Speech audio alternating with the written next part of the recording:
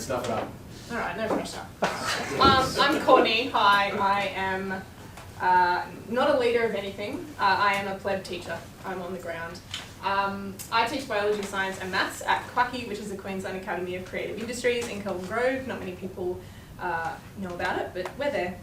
I do flip my classroom. I am very passionate about having kids bums off seats doing something active.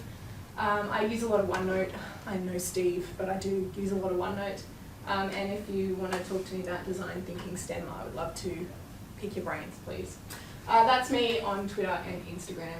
If you want to follow me, I use it a lot to magpie things, seagull things, whatever you do.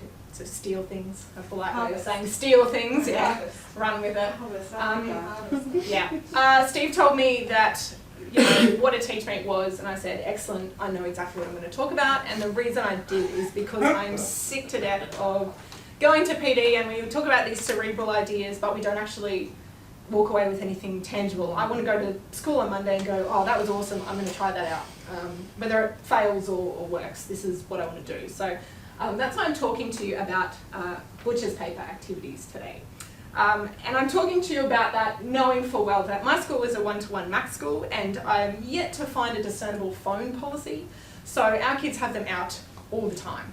So we use them all the time.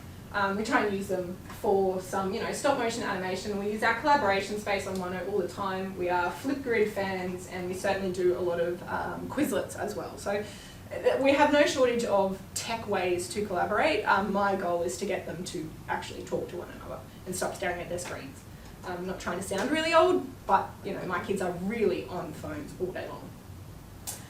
So this is Silent Conversations. This is one of my go-tos, and that is something I picked up 2 years ago at what was previously FlipClub from Celinda Corsini. And basically she gave us a topic, she wrote a statement down, and she gave us all a text up.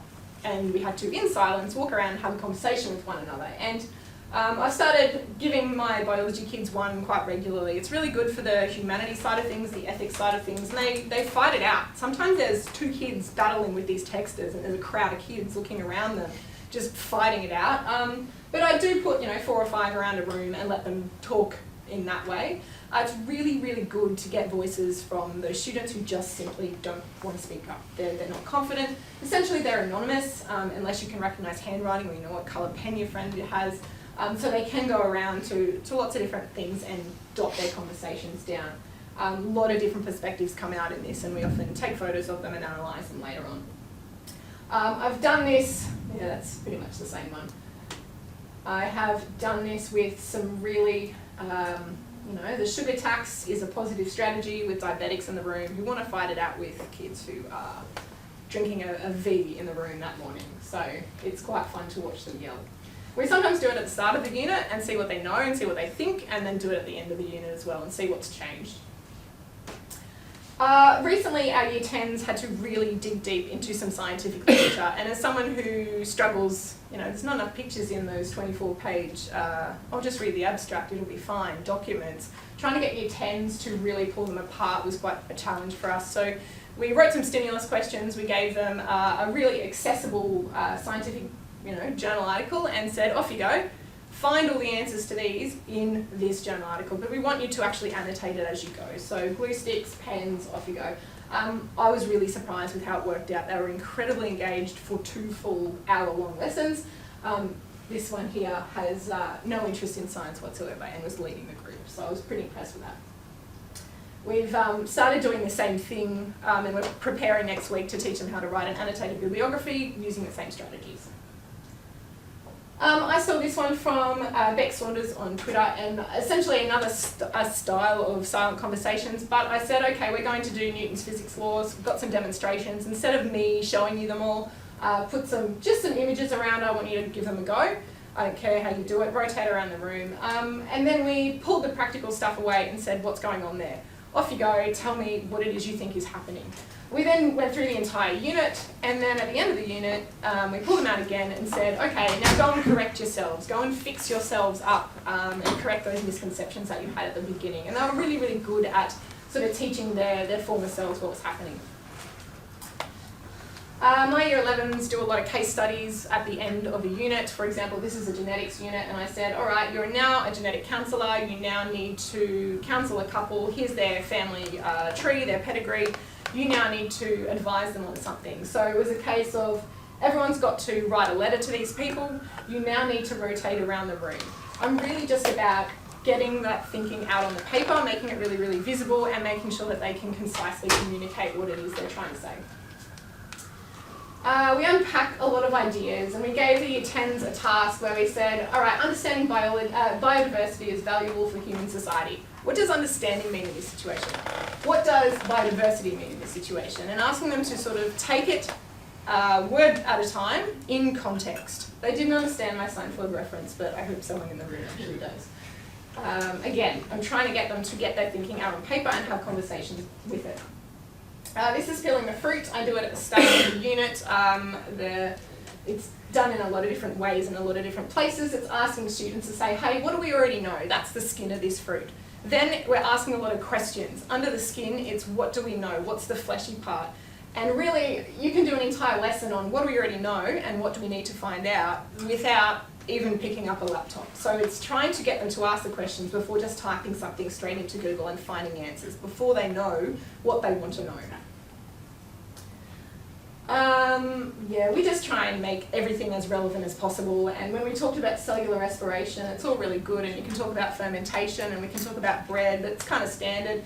We went from talking about bread and beer to discussing kombucha, to discussing episodes of Parks and Rec and bleaching your underwear. Don't even ask. Or ask, I don't mind.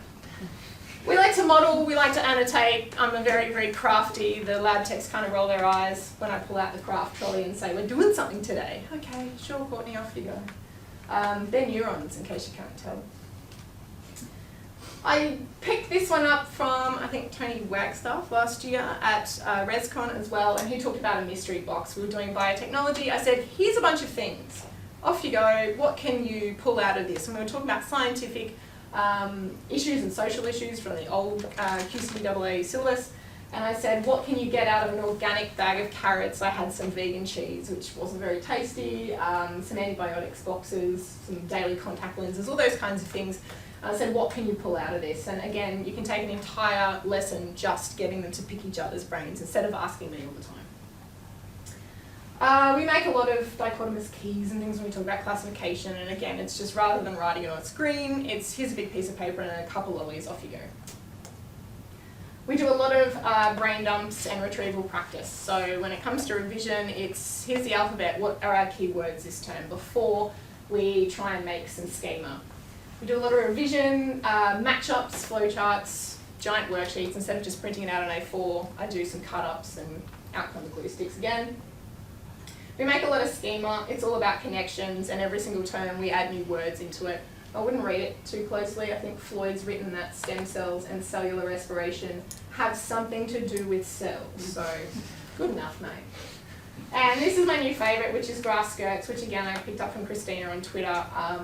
Put 20 of the same question on. The kids need to walk around, tear off a strip, stick it on, answer the question in pairs, and then have to get that answer checked before they move on. So instead of just rushing at the things that they think they know, they have to get that one right, or a version of right, before they move on. At the end, they've got an entire pretty rainbow picture full of their answers. They can take a photo, they can take it home, and that's just a different way, and a more active way of doing revision. So nothing I have given you is particularly innovative in the way of, classroom activities. It's stuff you probably already do. I'm just really about getting their bums or seats and getting them moving around. I work in a 7-story building. They don't have an oval, they don't have a playground. The CO2 levels are massive and their sleepiness is very, very low. They sit down all day. So trying to get them to have opportunities to get up and move and write and talk is really what I'm about.